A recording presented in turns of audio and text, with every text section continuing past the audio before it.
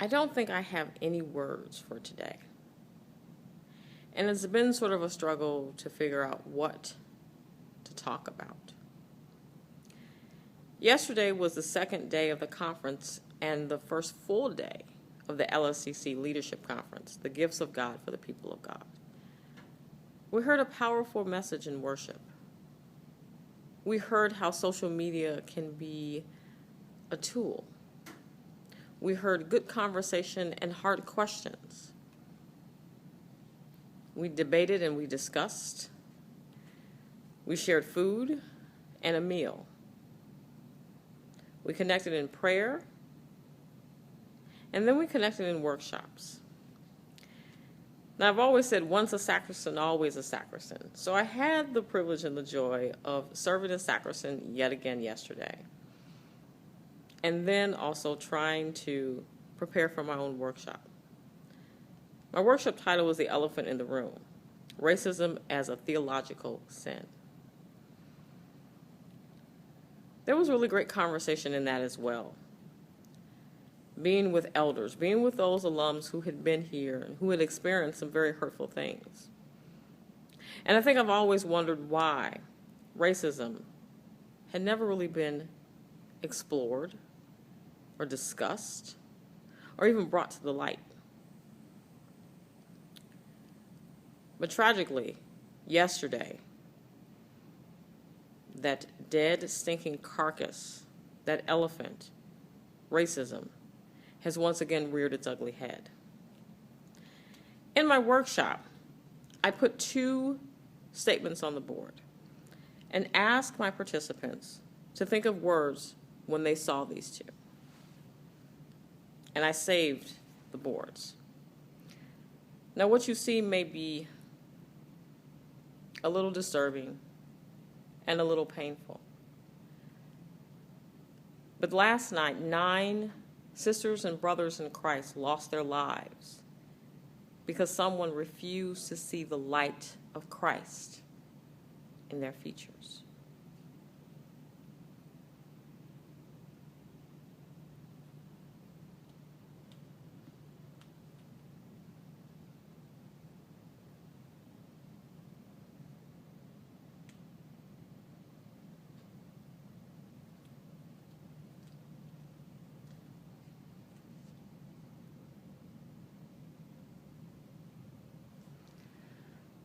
Most of the words you may not be able to see on this board.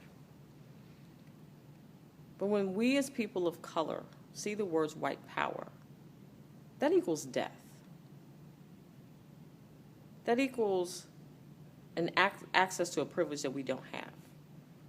That's colonialism. And that's also economic. But when we see the words black power, we see the theology of the cross, revolutionary, reactionary, communal, community. But it's also unknown, and it's empowering. Our workshop is probably, and this conference is getting ready to probably take a different turn. I couldn't go to sleep last night. I had to force myself to go to sleep. Because from 9 o'clock forward, Twitter and Facebook, all social media, exploded in prayers and anger and hurt and questions and calls for action. 9 sisters and brothers in Christ of a church in Charleston where the slave revolution movement happened, where it was a stage set for speaking out and speaking life into what we should have as people of color and people of faith. Someone breached this church, this sacred space, and told people because of their presence they had to go. I wonder what social media will say today. I wonder those who do not understand why we cannot assimilate will say today. Or I wonder if they will begin the hard look at themselves and the struggle to actually connect and to be allies, and to simply be silent, but stand with us and say, not today, not ever again.